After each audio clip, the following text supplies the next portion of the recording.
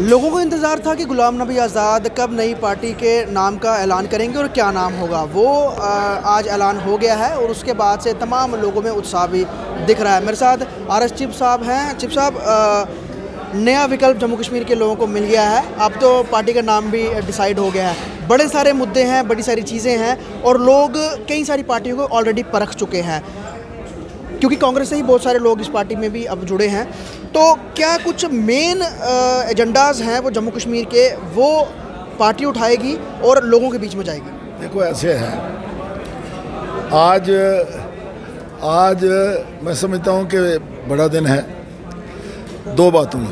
पहली बात तो ये कि गुलाम नबी आज़ाद साहब जो एक बहुत बड़ी शख्सियत हैं राजनीति में, हिंदुस्तान की राजनीति में, उन्होंने जम्मू कश्मीर के लोगों की बेहतरी के लिए बहुत बड़ा कदम उठाया। नई पार्टी का गठन हुआ, डेमोक्रेटिक आज़ाद पार्टी जी। उसके साथ साथ जम्मू कश्मीर के लोगों के लिए भी बड़ा दिन है। आज पहला नवरात्रा है, तो मैं अपनी ओर से, अपने साथियों की ओर से उनको बधाई देना चाहता हूँ। आपका जो प्रश्न है, आपने जो प्रश्न किया कि नया क्या है, देखिए, अगर आप पिछले आज़ादी के बाद 70 साल की राजनीति देखें तो उस राजनीति में हर पार्टी वही बात करती है। फॉर एग्ज़ाम्पल, नौजवानों की बेरोज़गारी की बात करेंगे, डेवलपमेंट की बात करेंगे, इसके साथ साथ जितनी भी समस्याएं लोगों से जुड़ी हैं सबकी बात करेंगे। लेकिन नया इसमें यह है कि गुलाम नबी आज़ाद साहब जब यहाँ के मुख्यमंत्री रहे, चीफ मिनिस्टर रहे, तो मैं समझता हूँ कि उन्होंने अपनी जब वज़ीर आला थे वो, तो अपने कार्यकाल में 2.5 साल में जो उन्होंने करके दिखाया, मैं समझता हूँ कि लोग उससे बड़े प्रभावित हैं। लोग विश्वास करते हैं, चाहे कश्मीर हो, चाहे चनाब वैली हो, पीर पंजाल वैली हो, चाहे जम्मू का इलाका हो, मैदानी इलाका, सभी लोगों को उनके कहने पर कि जो कहते हैं वो करते हैं।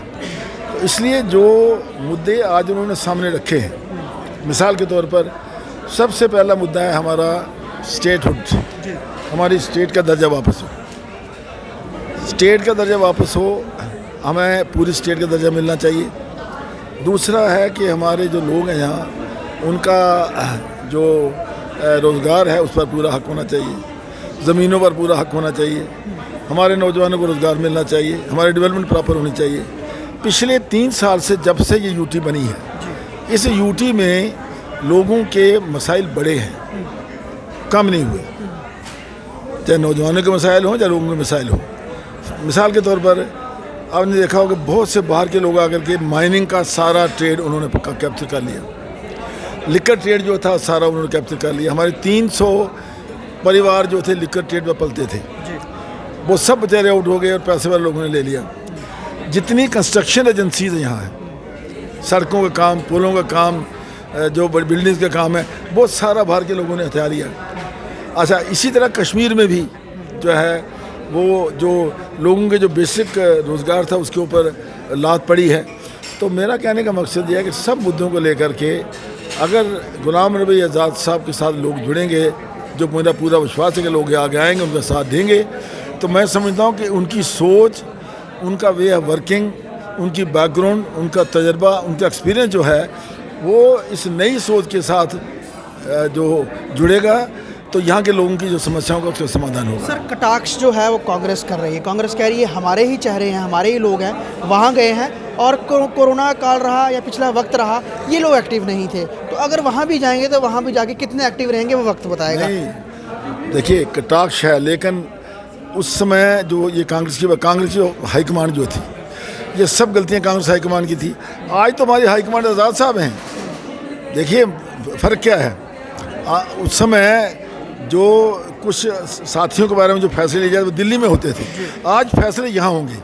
आज गुलाम नबी आज़ाद साहब इसके फैसले करेंगे, तो इसमें अंतर आ जाएगा। लेकिन सर, 2 करोड़ लगभग हमारी आबादी है, पार्टियों का विस्तार होता जा रहा है, आम आदमी पार्टी भी जुड़ गई है उसमें, और ऑलरेडी अपनी पार्टी थी, कुछ पार्टियां मर्ज हो गई, कुछ पार्टियां ऑलरेडी वो ख़त्म, लेकिन जनता उतनी है, पार्टियां बढ़ती जा रही हैं, तो वोटर ही इसमें कंफ्यूज होगा ना, तो इसका फ़ायदा कहीं ना कहीं बीजेपी को तो नहीं चला जाएगा? नो, देखिए, आम आदमी पार्टी का जहाँ कोई आधार नहीं है, कोई अपनी पार्टी वगैरह बनाई है, पिछले 2 साल से कुछ नहीं कर सकी वो। उनकी लीडरशिप नहीं है। देखिए बीजेपी में आज मैं बताऊँ, बीजेपी की भी हालत यहाँ बुरी है। नाम तो मोदी का लेते हैं ना, तो गुलाम नबी आज़ाद साहब का जो नाम है वो लोगों में पर्कुलेट करेगा बड़ा फास्ट, समझिए आप।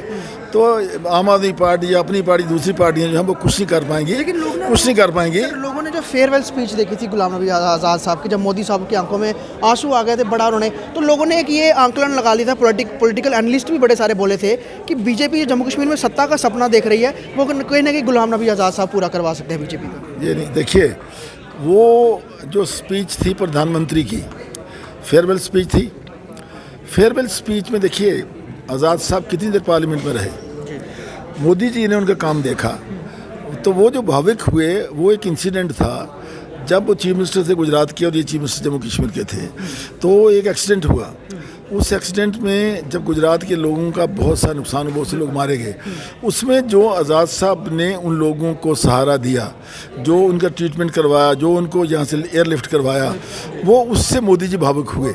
और वो सही बात है, अगर मेरा मुश्किल घड़ी में आप मेरी मदद करते हैं तो आप कहीं भी हों, किसी भी रिलीजन से हों, किसी जमात से हों, किसी पार्टी से हों, मैं तो आपकी तारीफ़ करूंगा। सर कुछ लोग तो ये भी कह रहे हैं ना कि आज़ाद साहब जो हैं वो जितना बड़ा उनका ओहदा है, बड़ा उनका जो चेहरा है, तो बीजेपी जो सपना देख रही है, बीजेपी हो सकता है कि वो आने वाले समय में आज़ाद साहब को बोले कि हम आपको चीफ मिनिस्टर डिक्लेयर करते हैं, मिलकर सरकार बनाते हैं जम्मू कश्मीर में। मैं इसमें कोई कमेंट नहीं करना चाहता, बिकॉज केवल बात नहीं करनी चाहिए। It's too early to say anything, let the time go. 2-4 महीने में देखेंगे सिचुएशन क्या बनती है, उसके बाद प्रश्न करेंगे जवाब। असेंबली इलेक्शन हो सकता है उसको वक्त लग जाए, उससे पहले में भी हो सकता है कि जम्मू म्यूनसिपल कॉर्पोरेशन के इलेक्शन भी आ जाए, तो उसमें भी पार्टी जितने भी होंगे उसमें ऑब्वियसली जहाँ भी चुनाव होंगे पार्टी हिस्सा लेगी।